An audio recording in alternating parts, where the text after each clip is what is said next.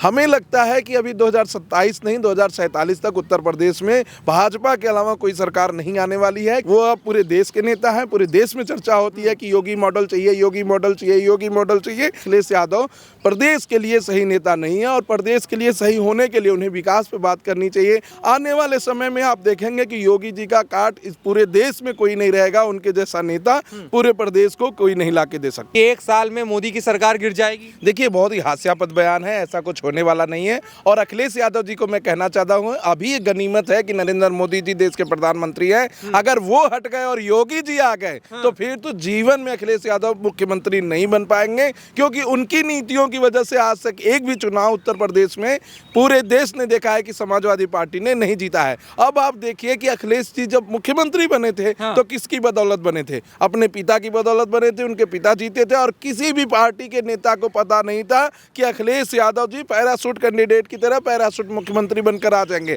अगर पार्टी के नेताओं को भी पता रहता तो उस समय समाजवादी पार्टी में विखंडन हो जाता। तो कहीं ना कहीं अखिलेश यादव जी अपनी कुर्सी बचाना चाहिए। इस तरीके का बयान बहुत ही हास्यास्पद और बहुत ही कम स्तर पर दिया जाने वाला बयान है।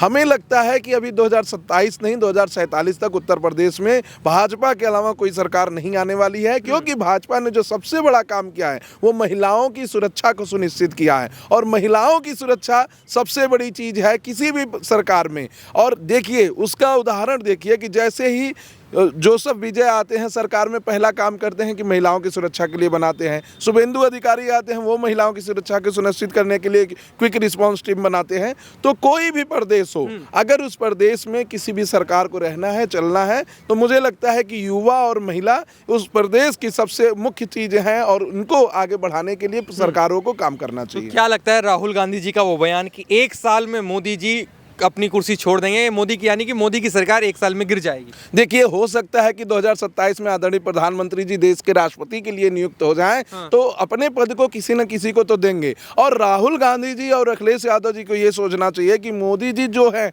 वो देश को लेकर चलते हैं। इवन कई बार उन्होंने ये भी कहा है कि रोज 2-3 किलो मैं गालियां खाता हूं और वही मेरा भोजन है। लेकिन योगी जी ऐसे नहीं है। अगर योगी जी प्रधानमंत्री बने तो फिर इन दोनों के लिए समस्या होगी और जो अभी बाहर घूम रहे हैं वो अंदर भी जा सकते हैं। और एक प्रधानमंत्री होने के नाते जब आदरणीय प्रधानमंत्री जी को गाली दी जाती है तो वो कुछ रिएक्शन नहीं देते हैं। और जब उनके शिष्य योगी जी अगर प्रधानमंत्री बन गए तो अगर प्रधानमंत्री जी जो अभी अटल हैं उनको अगर कोई गाली देगा तो हो सकता है कि योगी जी उनके लिए फिर जेल भी भेजे लोगों को। और सबसे बड़ी बात मैं बताऊं, अभी अरविंद केजरीवाल ने अपने नीट के जो बयान लिख किए हैं उसमें एक बात कही है कि नेपाल और बांग्लादेश जैसे जेनजी आंदोलन भारत में भी हो सकते हैं, लोगों को सड़कों पर उतरना चाहिए। यही बयान अगर कोई इंदिरा गांधी के समय दिया होता तो वो जेल में होता और कभी उसको कोई जमानत नहीं मिलती।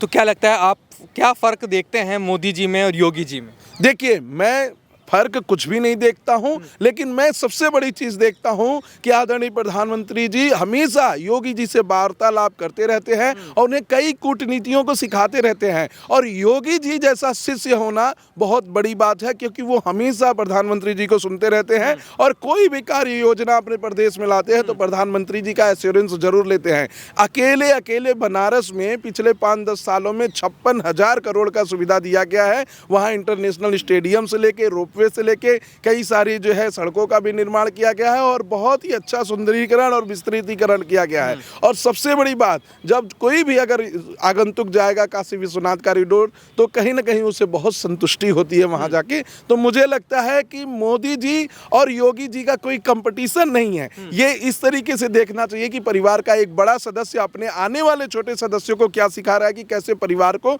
अच्छे से चलाया जा सकता है। और जब योगी जी मुख्यमंत्री पद को धारण किए थे तब लोगों के मन में बड़ी आशंका थी कि ये ऐसे करेंगे वैसे करेंगे, लेकिन वो सारी आशंकाएं टूट गई हैं। और कहीं ना कहीं ये प्रधानमंत्री मोदी जी से ही सीख ली गई है कि जब हम किसी ऐसे संवैधानिक पद पे बैठते हैं तो समाज में विराजमान सभी लोग हमारे नागरिक हैं और उनकी सुरक्षा प्रदान करना हमारा सबसे पहला कर्तव्य होना चाहिए। आज आदरणीय प्रधानमंत्री जी यूपीएससी की जो कोचिंग मुस्लिम महिलाओं और पुरुषों के लिए भी शुरू किए हैं, उससे लोग देख सकते हैं कि भारत सेक्युलरिटी में कितना आगे बढ़ रहा है। और इसी तरीके से कि योगी जी भी ये चीज़ सिक्योर करते हैं कि मुस्लिम महिलाओं का एजुकेशन कैसे आगे बढ़े, कैसे कोई नमाज सड़कों पर ना पढ़े जिससे कि आवागमन में रोक हो, और कैसे कोई ट्यूशन से लौट रहा है तो उसे कोई चोर उचक्का छेड़ न सके। उन्होंने साफ साफ अपने मैनिफेस्टो में कहा है कि इस चौराहे पर अगर कोई छेड़ता है तो अगले चौराहे पर उसे यमराज मिलेंगे, और वो बच्ची चाहे किसी भी धर्म की हो। दूसरी सबसे बड़ी बात मैं योगी जी का इसलिए भी धन्यवाद करूंगा कि उन्होंने एक चीज़ और कही है कि जिस भी गार्जियन को लगता है कि उसके बच्ची को आने जाने में या पढ़ने में समस्या हो रही है तो वो गार्जियन खुद भी कोई स्टेप उठा सकता है अपनी बच्ची के सिक्योरिटी के लिए। तो ये बहुत बड़ा एश्योरेंस है एक प्रदेश के मुखिया की तरफ से। मैं मानता हूं कि आने वाले समय में योगी जी का और अखिलेश का तो कोई तुलना ही नहीं हो सकता। 106 सीटों पे बंगाल में चुनाव में प्रचार किए हैं योगी जी, उसमें से 90 से ज़्यादा विधानसभा सीट जो है भारतीय जनता पार्टी जीती है। तो कहीं ना कहीं वो अब पूरे देश के नेता हैं, पूरे देश में चर्चा होती है कि योगी मॉडल चाहिए, योगी मॉडल चाहिए, योगी मॉडल चाहिए।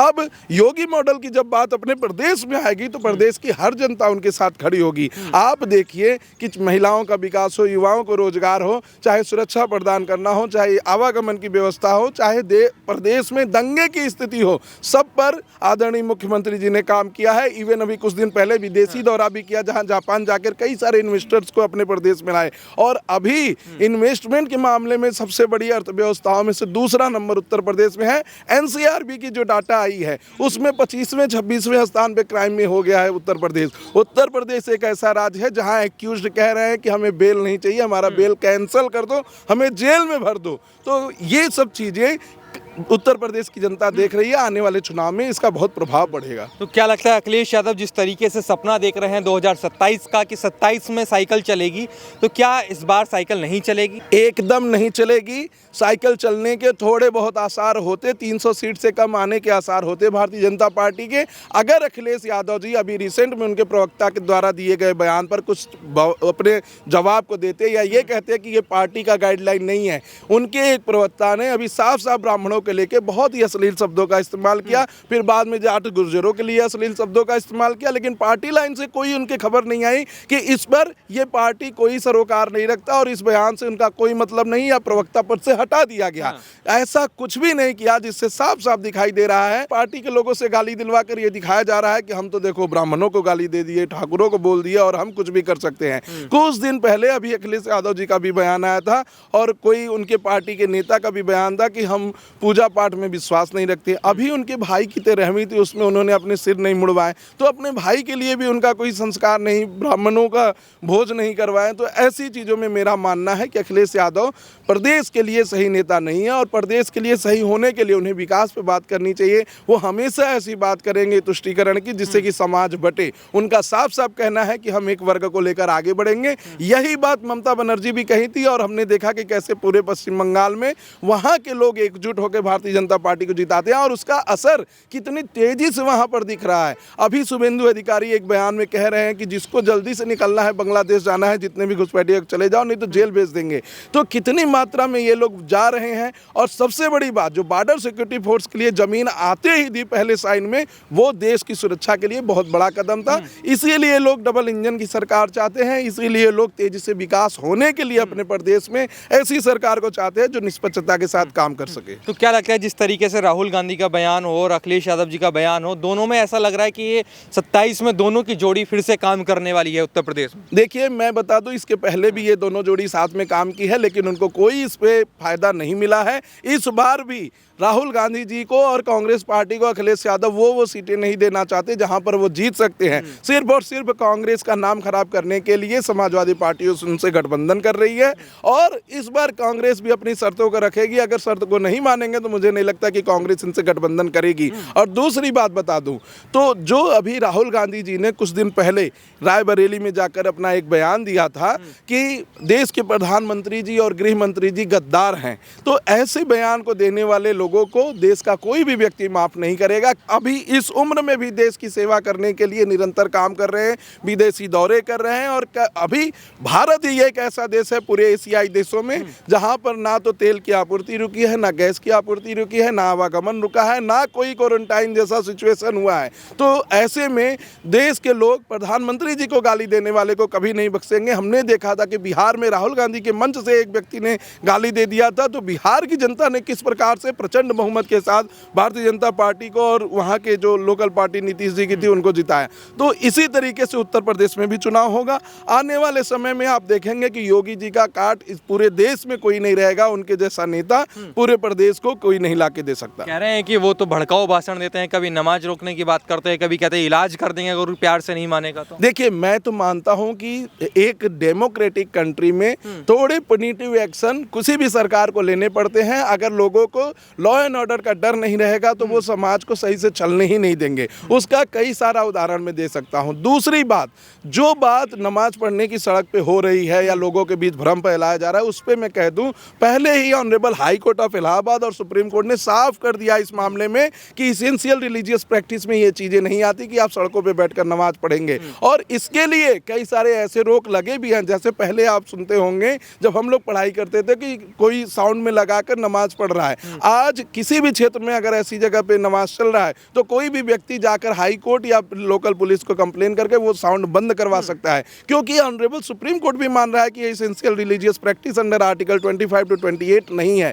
तो हमें भी यह स्वीकार करना चाहिए। आगे आने वाले समय में आप भी देखेंगे कि पूरे देश की मुस्लिम लोग और मुस्लिम महिलाएं इन सब चीज़ों से खुद बाहर आने के लिए प्रदर्शन करेंगे, क्योंकि कई सारे मुस्लिम लोग हैं जो चार शादी में विश्वास नहीं रख रहे हैं, जो बुर्का पहनने में विश्वास नहीं रख रहे हैं, जो ऐसे लोगों पर विश्वास नहीं रख रहे हैं जो बिना किसी बात के फतवा जारी कर देते हैं। कोई मुस्लिम धर्म का एक्टर, एक्ट्रेस या बच्ची अगर हिंदू धर्म के मंदिर में चल जाता है तो तुरंत फतवा जारी हो जाता है। इससे आप कहाँ से दिखा रहे हैं कि सेकुलरिटी हमारे देश में है? आप तो सरिया कानून को लागू कर रहे हैं, और सरिया से ये देश नहीं चलेगा, संविधान से चलेगा, और उस संविधान से चलेगा जिस संविधान को डॉक्टर भीमराव अंबेडकर ने बनाया है। ये सबको मान लेना चाहिए। ठीक है, लेकिन सर एक सवाल मेरा यह भी है, जो अखिलेश यादव जी ने कहा है कि यूपी में जो है वो फर्जी एनकाउंटर हो रहे हैं और जाति देखकर एनकाउंटर किया जा रहा है। देखिए, ये बहुत ही गलत बयान है। मेरा मानना है कि पिछले जितने दिनों में एनकाउंटर हुए हैं उन एनकाउंटर्स का जो रोल है उसमें साफ साफ देखा जाता है कि एक्यूज्ड का ही एनकाउंटर हुआ है, किसी निर्दोष का एनकाउंटर आज तक क्यों नहीं हुआ। आज हम ये नहीं देख पा रहे हैं कि अखिलेश यादव जी का ये बयान देने के पीछे डाटा क्या है। लोगों के मन में बस एक अंदेशा, और सवर्णों के मन में यह अंदेशा कि ब्राह्मणों के साथ गलत हो रहा है, यही उत्तर प्रदेश में फैलाने की कोशिश की जा रही, जबकि ऐसा कुछ भी नहीं है। पूरे प्रदेश में लॉ एंड ऑर्डर बहुत ही अच्छी तरीके से मेंटेन किया जा रहा है। आने वाले समय में आप देखेंगे तो सभी लोग मिलकर, चाहे वो किसी भी वर्ग के हों, चाहे किसी भी धर्म के हों, उत्तर प्रदेश में भारतीय जनता पार्टी को वोट देंगे, क्योंकि उन्होंने कुछ पाया हो या ना पाया हो, सुरक्षा तो जरूर पाया है। क्योंकि पहले आप 5 लाख कमाते हैं, किसी छोटे मोटे माफिया की नज़र पड़ जाती है, वो तुरंत आपसे रंगदारी मांगता है, और रंगदारी न देने पर आपको जान से के लिए भी कहता है। तो अब ये स्थिति उत्तर प्रदेश में कम से कम नहीं है। अब महिलाएं अगर 8 बजे 9 बजे रात को भी कोचिंग से घर वापस आ रही हैं तो उनको कोई रोकने और टोकने वाला नहीं है, क्योंकि लोगों को पता है कि अब अगर रोकेंगे तो सीधे हम अल्लाह के पास पहुंच जाएंगे।